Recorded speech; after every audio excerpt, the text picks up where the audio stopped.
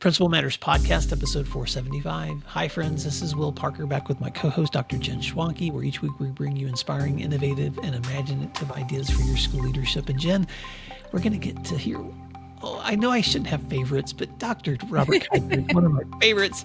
He's a wonderful principal here in the Tulsa area, and I've not only got to just coach him virtually, but also in person. So hold on, folks, because you're going to get to meet just a wonderful leader. But before we do that, each week we usually respond to Q&A. So this week's question is, what are some strategies for my own professional growth while managing so many daily responsibilities? Jen, you feel that? I feel like I cracked the code on this, believe it or not. Oh, all right. Let's talk. Tell us. So I spent the first 20 years of my career thinking exactly this. I have so much to do.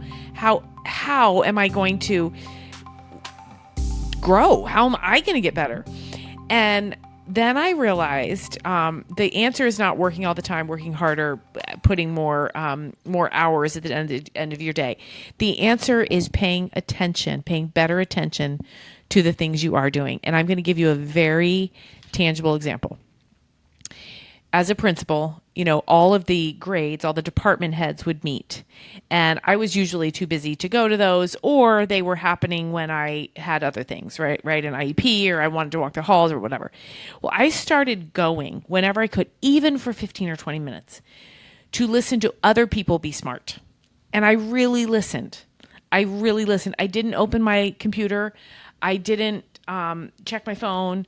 I just listen. And I'm telling you, the knowledge that's out there, not just in my own school, but if I really just pay attention to a podcast or at a conference, to a breakout session, to PDs that other people do, I can learn so much, or it piques my curiosity to the point that then I'm motivated to go out and seek more learning on that subject. So I got, immeasurably smarter when I started paying better attention. That's my cracking the code. What do you think? I hate to say this out loud because someone may steal the idea, but that's what we do in education. But I think the next book needs to be Cracking the Code to Lifelong Learning by Dr. Jen Schwanke. There you go.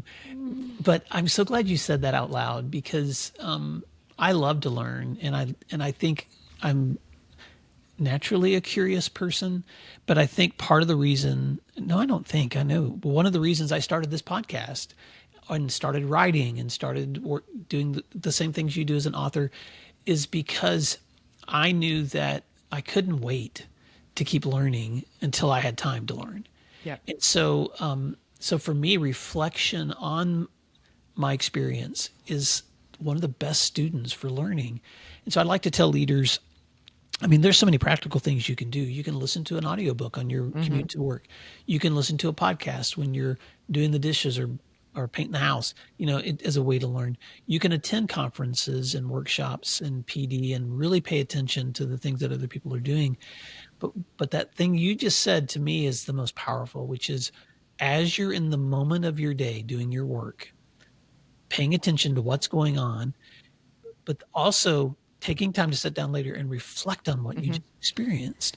And what are those 4 or 5 things you would do differently next time or that you learned from that situation? And so much, Jen, of the content that we've created over these 10 years, you and I have been writing and presenting, et cetera. I'm pretty sure I'm not dating both of us. I think we've both been doing this a long time, is just reflection. On this is what I learned when I went through that situation.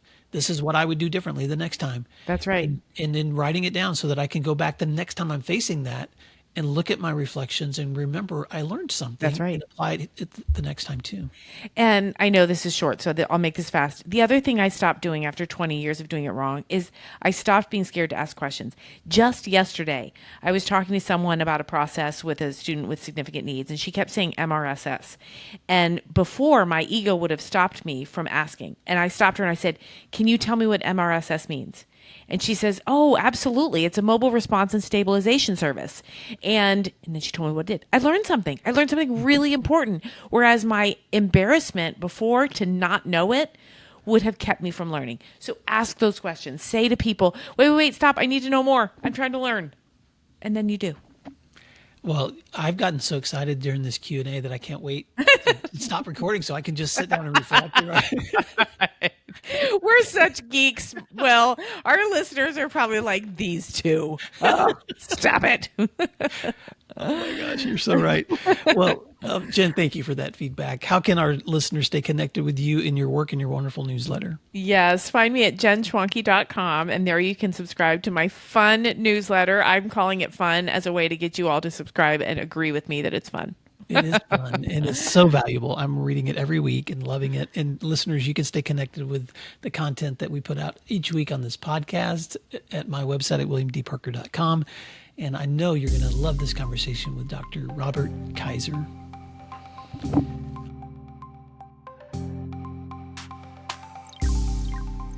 Let's take a moment to thank our sponsors, and then we'll be right back.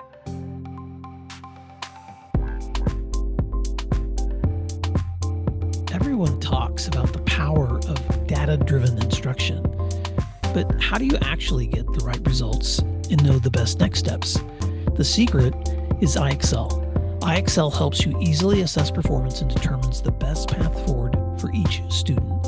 Whether you need data for benchmarking or intervention planning, IXL can do it all. And IXL doesn't stop at assessments. It also provides you with everything else your school needs, from a standards-aligned K-12 curriculum to actionable analytics. IXL's online learning and teaching platform is research proven to improve student outcomes, and it's used by 95 of the top 100 U.S. school districts. If you want to start driving real progress, get started today at ixl.com/PM. You're listening to Principal Matters, the School Leaders Podcast.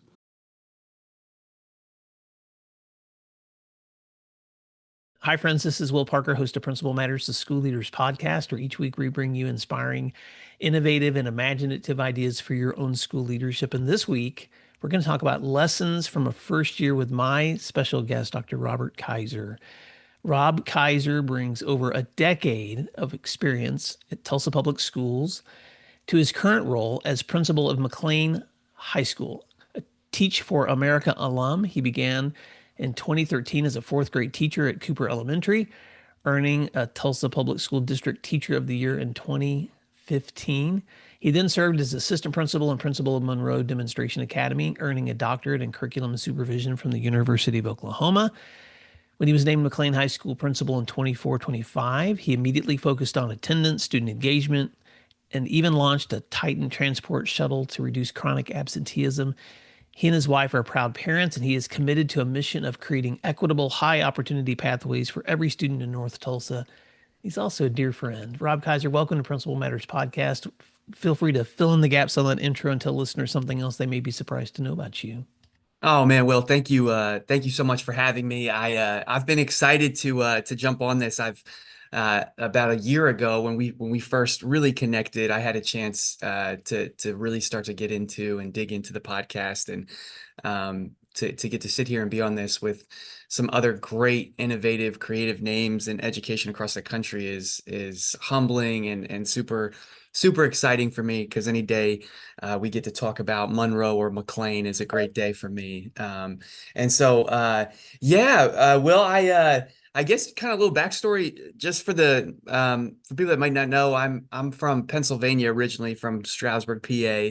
Went and did the teacher college physical education degree at the University of Lynchburg in Virginia. And so I always tell people I had a really unique experience, because I did the traditional kind of teacher college, teacher school, and then had the opportunity to come on with Teach for America here in Oklahoma back in 2013. So I kind of got to see both sides of the coin as it relates to teacher preparation programs. Played basketball there at the University of Lynchburg. Athletics and sports, big part of my life, but also the way that I try to lead and connect with kids. So 2013 got to come out to Tulsa, and have been here ever since. And in Teach for America, it's funny, you get to pick like different cities or preference different cities. And I never thought this like PE guy from Virginia was going to get into the program. But I preferenced every city you could imagine in the Northeast, and Tulsa was last on my list. And so, but this is where they sent me, and this has become home. And of course, met my beautiful wife, and we got 3 babies. And so it's really become home to me. And Tulsa Public Schools is home to me. The work we're doing here under Superintendent Dr. Johnson, just super excited about where we're headed and what's on the horizon. And so, yeah, I'm just super excited to be here. Really excited to talk and kind of dig in a little bit about some of these questions and talk about my first year at the high school, lessons learned, things that some moments, big aha moments, some successes, and just kind of how we're moving into year 2. Well, so listeners have some context. We're recording this in the summer. It'll be coming out in November or sometime in the fall. You just returned from a summer conference with COSA, which is our state association for superintendents and principals and directors. And you presented some of this content there from you and your team as well. So congratulations. And let me just say, as someone who's watched your work, because have followed you online, you had been on my radar long before we ever became friends, because of just the great work that you've done, Rob. And so there's a reason you were chosen to step into the work that you're doing now. But before we talk about McLain, I want to first talk about some of the lessons that you learned in your previous leadership experience that helped you when you Yeah. stepped into this. So let's talk about that. Yeah, Will, I where to begin, right? I mean, I Yeah. think you bump your head, you stub your toe. Every year, I think so much of it is learning. I think if I really think back to my time at Monroe, and that's where I first started as a school leader. My first boss, Dr. Kiana Smith, gave me a chance to come on as an assistant principal. And just kind of some backstory on that. So I came into a small magnet school, about 250 students, staff of 30. Dr. Smith at the time had really, really innovative, creative micro society tribes. I mean, we were really doing some cool things in Monroe. And fast forward a year later, we're now in this huge transition where we're transitioning from a magnet school to what we refer to here as a neighborhood school. So we become, the full middle school for McLain High School. We're going from staff of 30 close to a staff of 100, going from a school of 250 kids to about 800 kids, doing it in 6 months, starting the year, no doors on the no handles on the doors in some rooms, and just this whole whirlwind in the newspaper, and different groups a part of this. And so to kind of be able to look back on that, I think I really think one of the biggest lessons of leadership that I've learned is to put your feet where you lead. We talk about that a lot, is just trying to make an opportunity to put our feet where we lead. So there's not a street here in our neighborhoods that we don't put our feet. There's not a basketball game that we don't show up to. There's not a classroom that we don't go to. And so I think so much of what I learned is that I think as a leader, it's just so important as a school leader to just be in it. And so tonight, like we're recording this in June, we're going to be setting up a table in the middle of our Juneteenth celebration in the city of Tulsa. This third week in July, we'll be in our neighborhoods and things like that. So I think number one is, so many problems I think can be solved, and so many relationships are built by just showing up and putting your feet where you're leading. And so I think that's, kind of number one, that's kind of prepared me coming into McLain. I think the other big lesson that I've thought of over the past, 7 years I was at Monroe, and kind of preparing me to come up here, just the importance of really creating a vision of what we really want school to be.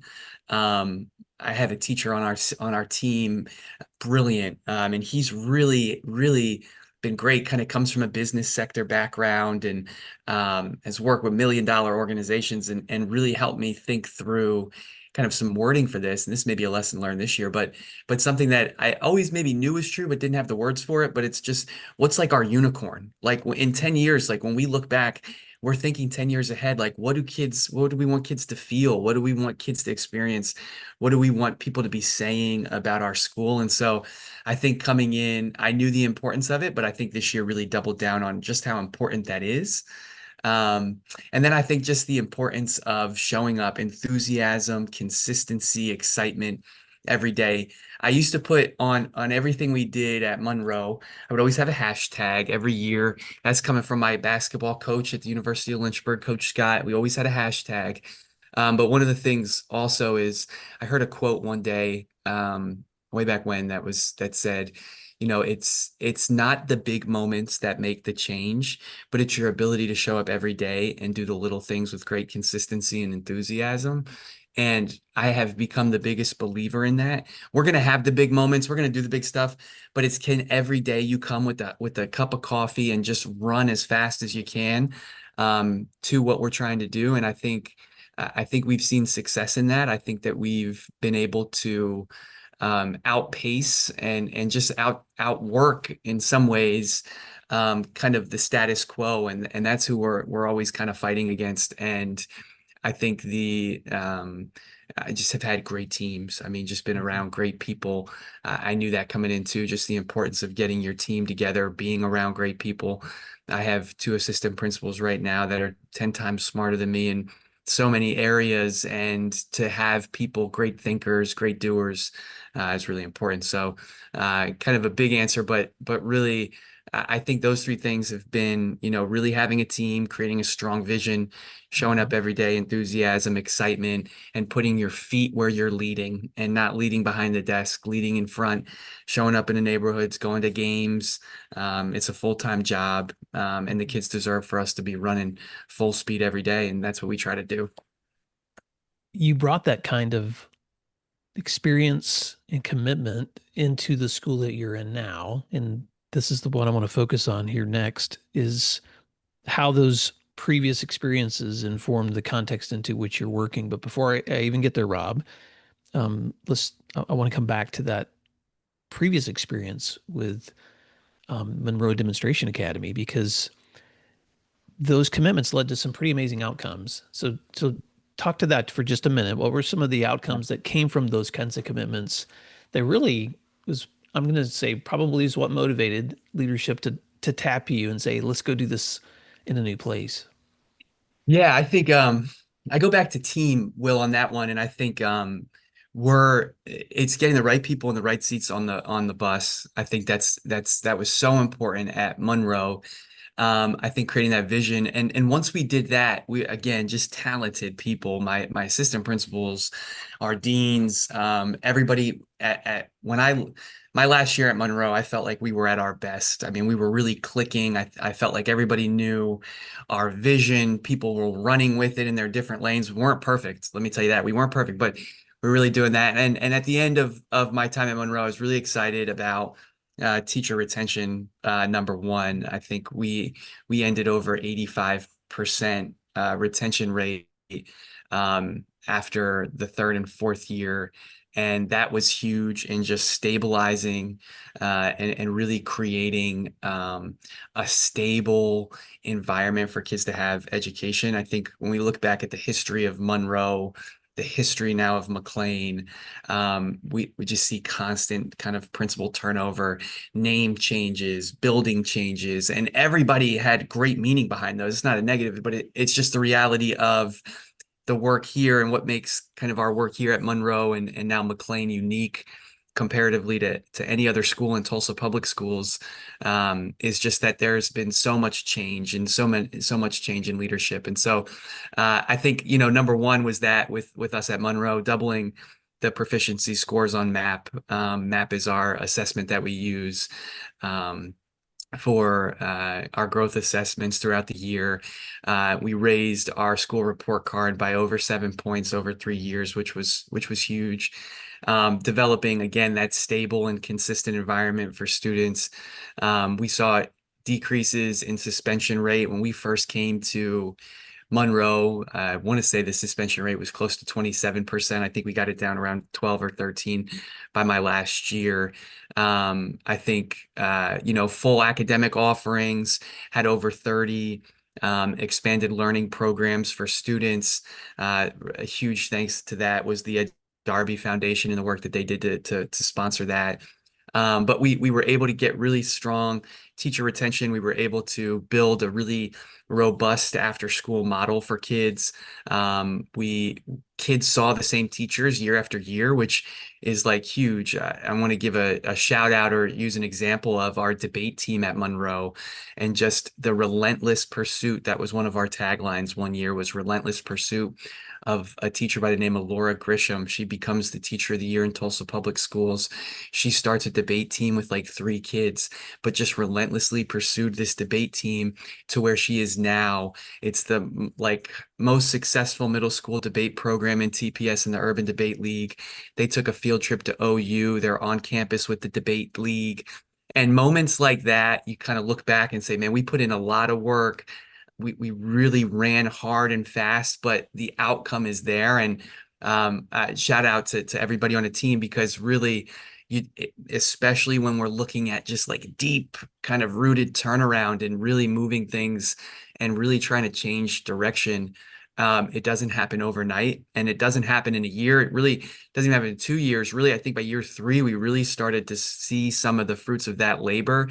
But by the end of year 2, it's really easy to say, well, hey, this is just really hard. And, I've really tried. I got 5 kids and, we're going to be done there. But like Laura, for example, just pushed through, and to see where she is now is just a testament to her work. But I think when I look back at Monroe, we went from first a magnet school, but when we look at McLain Junior High, because that's what we became.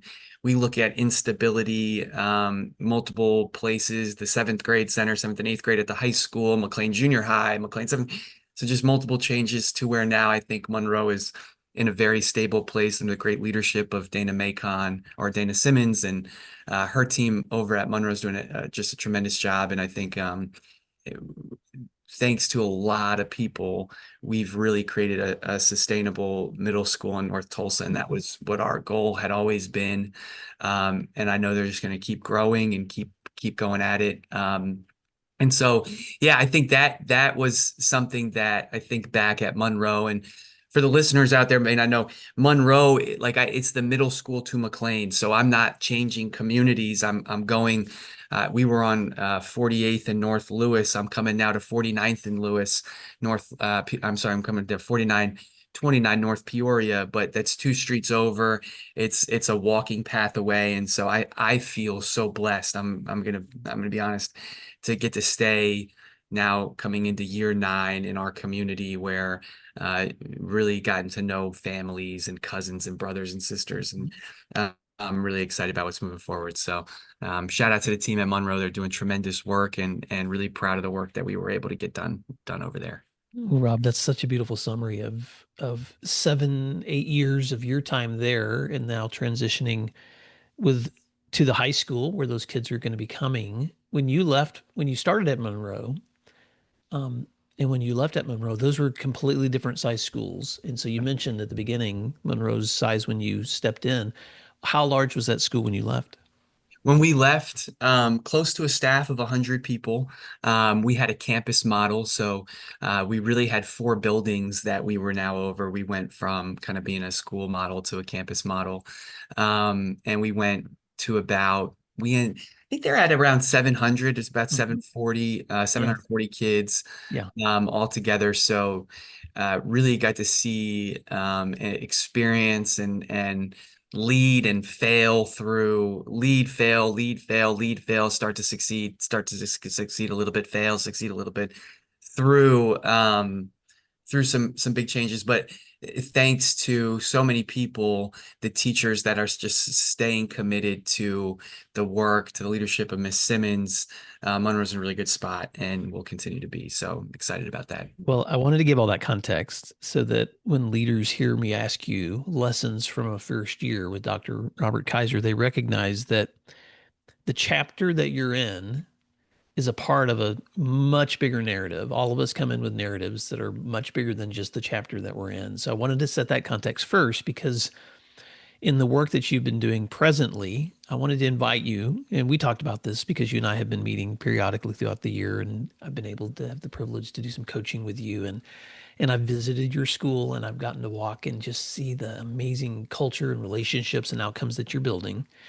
But now take us into the narrative of this chapter, Yep. stepping into a new school, stepping in with a new staff, stepping into a new place, and some of those outcomes that you've been watching happen in that Mhm. first year of a new school, new setting, new assignment.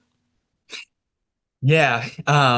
So so of course last year had the chance to be named the principal here at McLean, and just really kind of the first 3 months were just a whirlwind. Uniquely to my situation, came up to McLean. Um, One of my amazing assistant principals was out for some time, so didn't start until November. So then had another brand new assistant principal that was starting in August. New secretary. So just everything really new. And for better, worse, or indifferent, it was kind of me here, kind of holding down the fort for the first 2 months of the summer, which is where so much planning gets done. Um, Not having any real experience in the high school, because all my experience had been in the elementary school and the middle schools before that. You're planning for kids that you've seen and known since sixth grade. You've watched them grow up, and planning for a lot of unknowns about, how does school really work here at the high school, and what are some of the unique challenges, and how does that work? And so in some areas, I think I was really prepared. In other areas, I think I was really unprepared for the start of the year. But I think as we continued the year, one thing I can say about our team, we ended so much stronger than the way we started, and that's just every year we try to do that.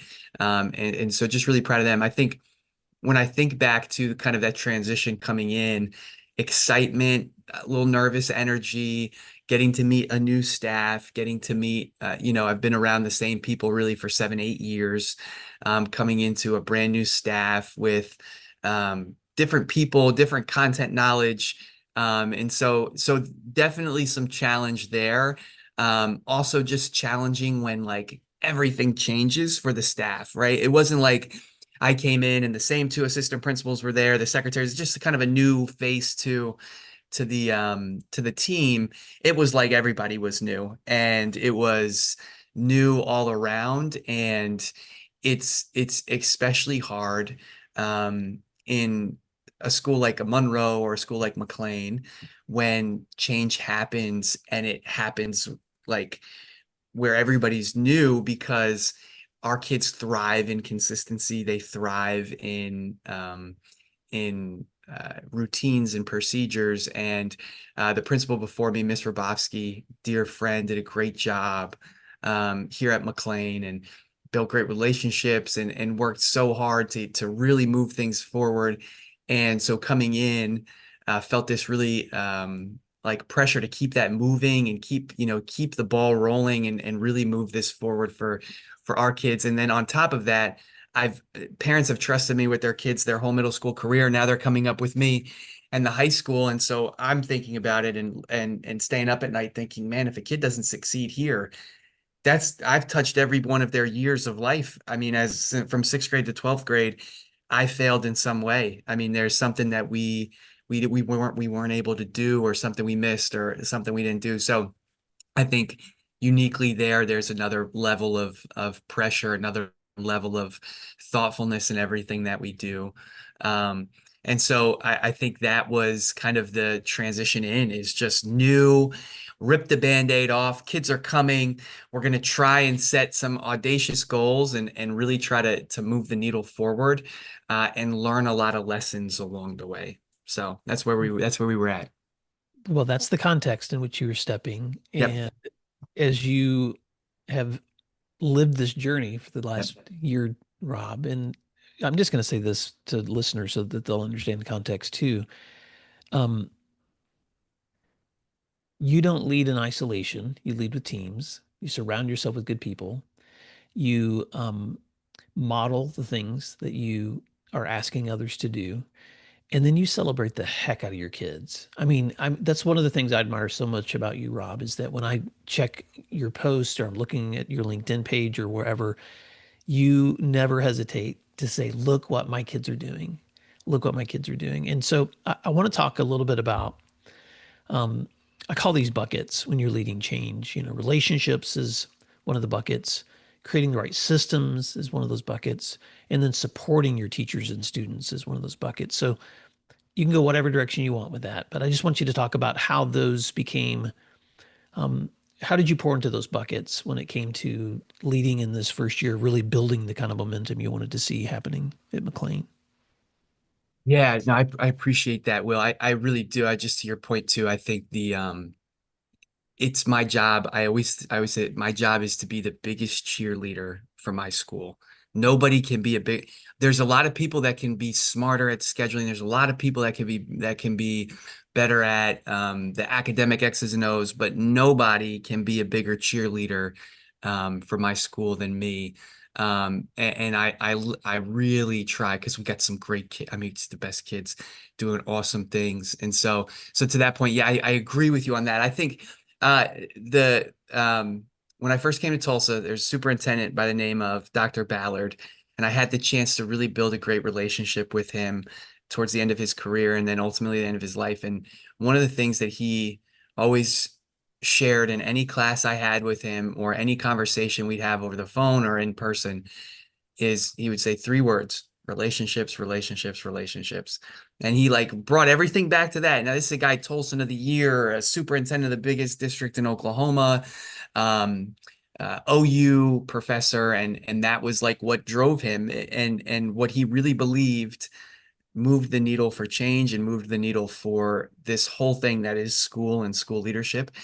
And I've just grown to believe that wholeheartedly. And I think so really wanted to, as best as I could, try to build as many relationships with the community, with students, with teachers, and really thoughtfully and hopefully create like deep relationships and stable relationships and healthy relationships within the building, within the community, and within the staff. And that was a big focus of mine coming in.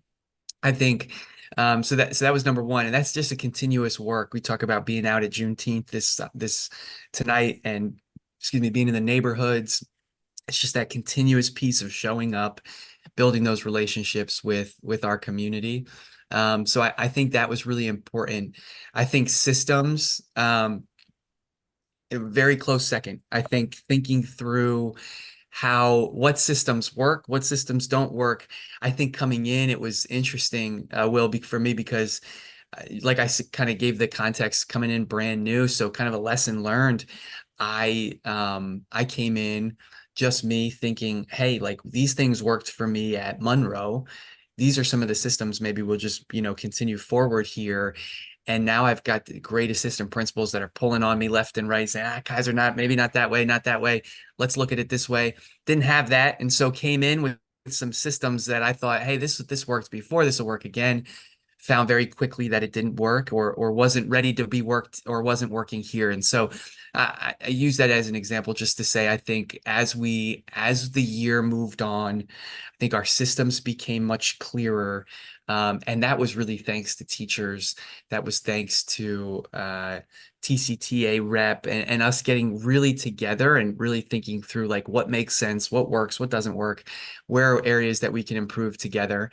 And I think we ended just night and day from where we started, ended very clear about next year, where we're going.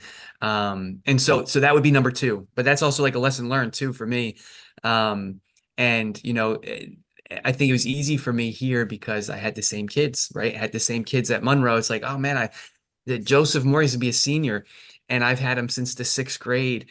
He's going to do what, so anyway, long story short, I think that was definitely a lesson learned, but definitely something that was like an aha moment for me in my first year of just the importance, I think, of really connecting with what was working in the past? How do we build and enhance that? How do we continue that to create some of that like really important stability? And then how can we build on top of that as we move forward to improve? And so I think that was a big aha moment and something that, we're going to continue to strive to do this upcoming year. But yeah, I think those things in particular, as it began to lead through change, really started to learn the staff, learn about different people's strengths and areas that they needed some support. And that goes from my role to assistant principal roles to dean roles. And so we're heading into next year. This is, say, in June. We have one position left to hire for, but coming in fully staffed.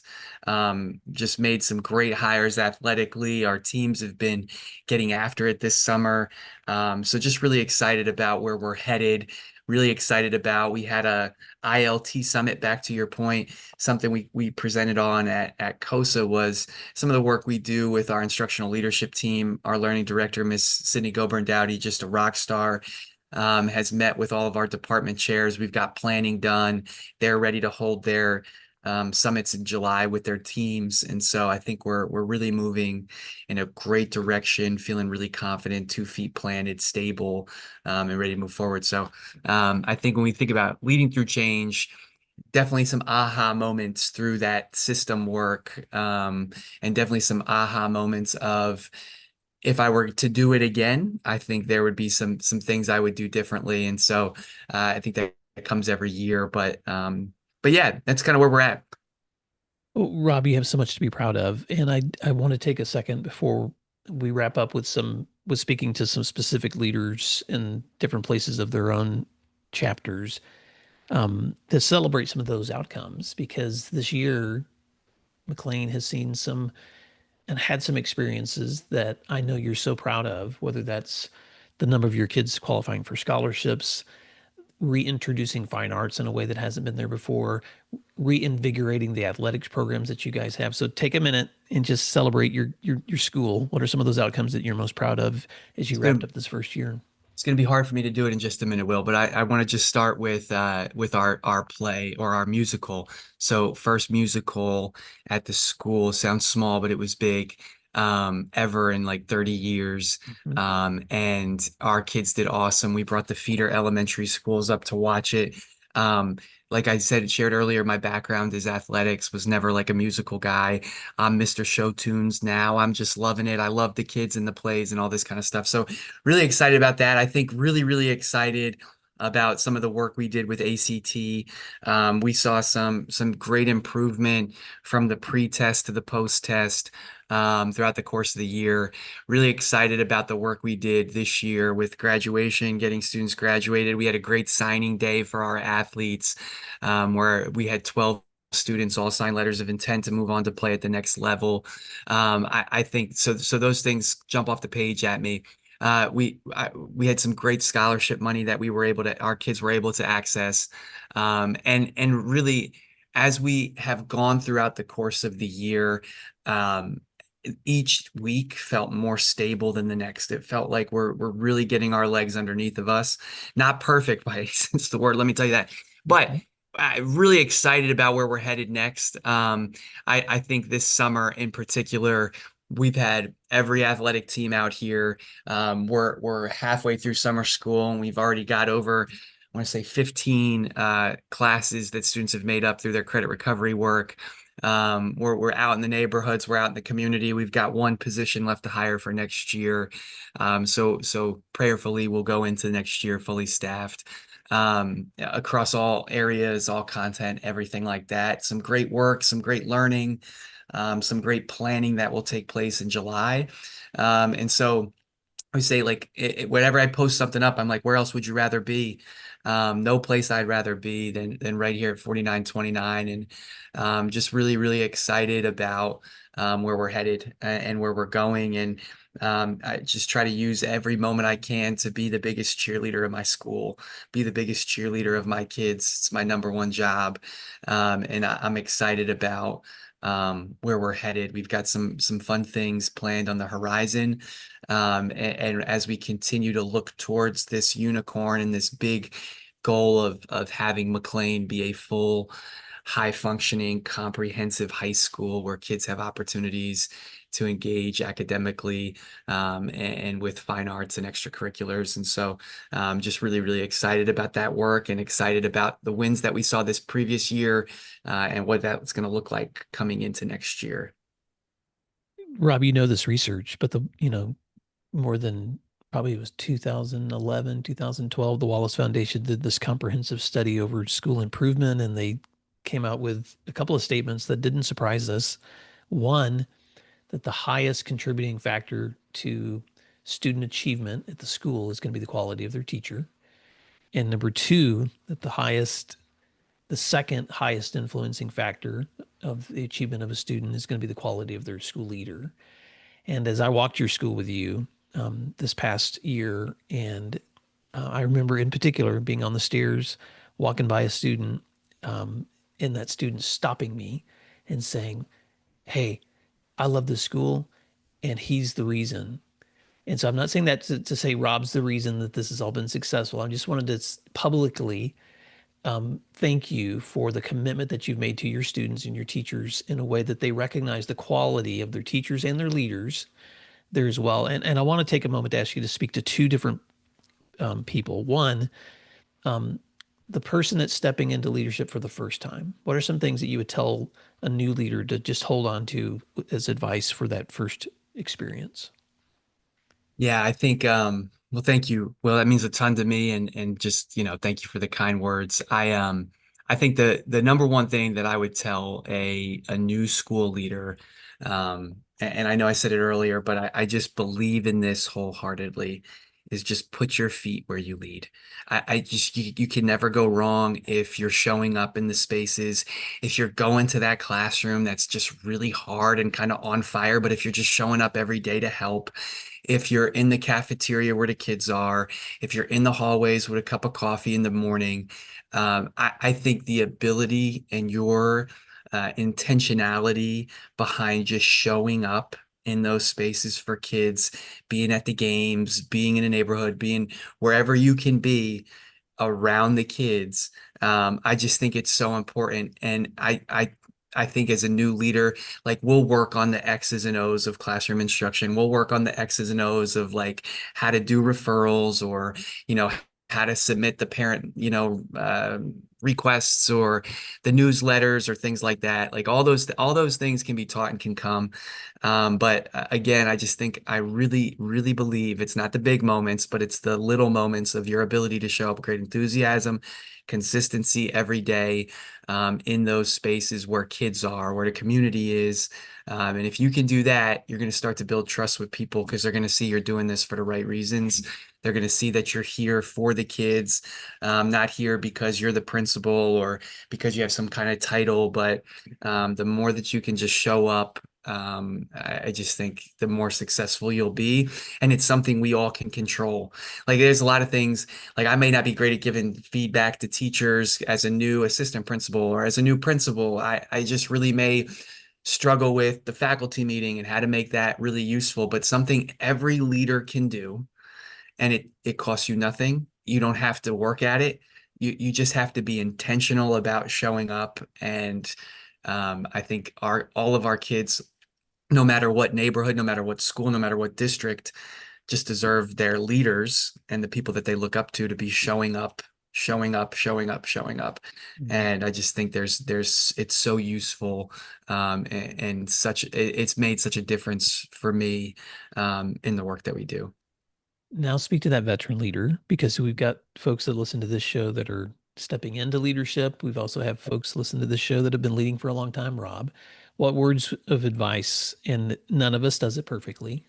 None of my guests are here because they're perfect, but I do want you to speak to how can leaders stay motivated in this work over the long term? Because you've been doing this a while too. And so what would Yeah. you say to that veteran leader? Yeah, I think, this will be my ninth year in school leadership, coming into year 9 in the same feeder pattern, the McLain feeder pattern, for 9 years. I think, like, sustainability and your ability to stay at this work, I think it really comes down to routines.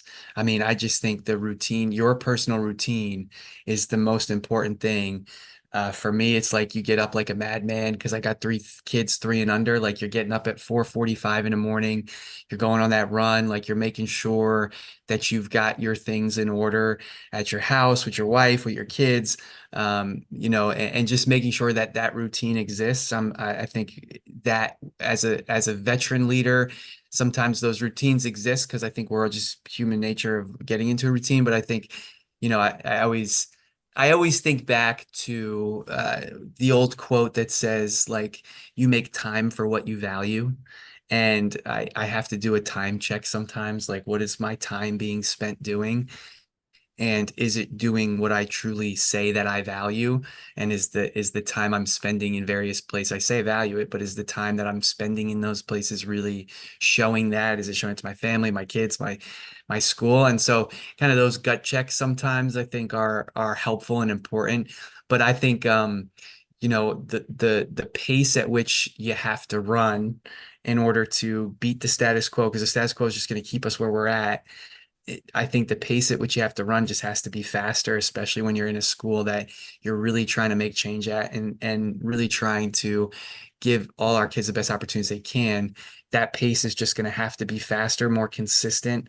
And with that, I think there comes a greater responsibility on the leader to make sure that their routines are as strong as they can be, in check. It's not perfect, of course not, but I remind myself that now of 9 years, like, what's my routine? Where am I making time? Where is the time I'm spending showing I value in my life?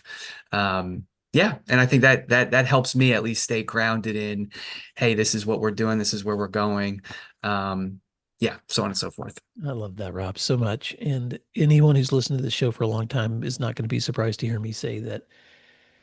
And I've never done the math. I don't even know if there's any research out there on this. I've talked to some friends that are doing some research on leader well-being, but the common refrain that I hear from my friends that have done this sustainably is exactly what you said.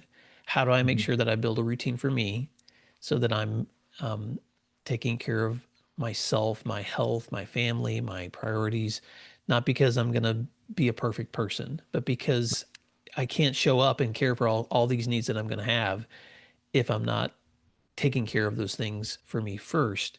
And so, man, Rob, that was a hard lesson for me to learn in leadership, because I thought I could put those things to the side and just focus on school, and which led to some really difficult burnout. And so, just like you, I've had to figure out, like, how do I build the system that I want to create the outcomes that I want. And so if you want to create that kind of sustainable system for you, it comes back to your routines as well. Well, as we wrap up this conversation, because I know we're both pressed for time and you've got some important meetings getting ready to happen right after this, even though it's summer, I want to give listeners a chance to know how to connect with you. And I also wanted to just give you a chance to say anything else that was on your mind that you wanted to share as you reflect back on this year. Yeah, I think to connect, try to stay real active across all social medias. So Rob Kaiser, I'll be on LinkedIn and Facebook, and Principal Kaiser on Instagram. That's more so my shout outs to the students. But I think yeah, I think when I reflect back on the year, just excited, Will, just excited. I mean, I have the best job in the world. I'm working in Tulsa Public Schools, that I think we are headed for just greatness. I think under the leadership of Dr. Johnson, she was a student at McLain. She was a principal at McLain. To see her be the one to lead us, just super exciting. I think some great things are taking place in Tulsa Public Schools across the district. And I just feel so blessed. Well, I mean, 9 years, I wake up every day excited for work. I wake up every day, not saying there's not challenges, of course there are, but like, man, I get to do this. I get to be the principal at McLain High School. Like, not many people have gotten to say that in their life. And I never want to take that for granted. I get to be around great kids every day, in a place that's really, really special. So I guess I just want to end with gratitude. Thank you to you, Will. You've been great this year. Really helped me coach around just processing through different things throughout the year. It made me a better leader. Love this podcast, and just, man, leaving on a really high note, just to say thank you. And Rob, you're going to listen to this, whenever this comes out in the fall, and I hope everything's going good. So that's a message to you moving forward. All right, brother. Well, Rob Kaiser, it's such a privilege to get to sit in the room with you. Thank you for taking the time to share your lessons with leaders and Principal Matters listeners as you're stepping into your day, stepping into your week. Put your feet where you lead. Stay committed to those routines for your own sustainability. Realize we're never going to do it perfectly, but be the biggest cheerleader you can for your students and your communities. And Rob, I know there's more to come, my friend. So I look forward to sharing this with the world and look forward to continuing these conversations. So until next time, thank you for doing what matters. We'll talk to you again soon. Thank you for listening to today's episode of Principal Matters, the School Leaders Podcast. If you enjoyed the show, would you take a moment and like, share, subscribe, or leave us a review? In fact, if you share it out with a friend, even more people can become a part of these conversations. Sign up for our newsletter at williamdparker.com for even more free resources. And don't forget to check out our website to learn more about our books, professional development offerings, Grow Academies, masterminds, executive coaching, and keynote presentations. Wow, let's keep learning together. And thank you for doing what matters.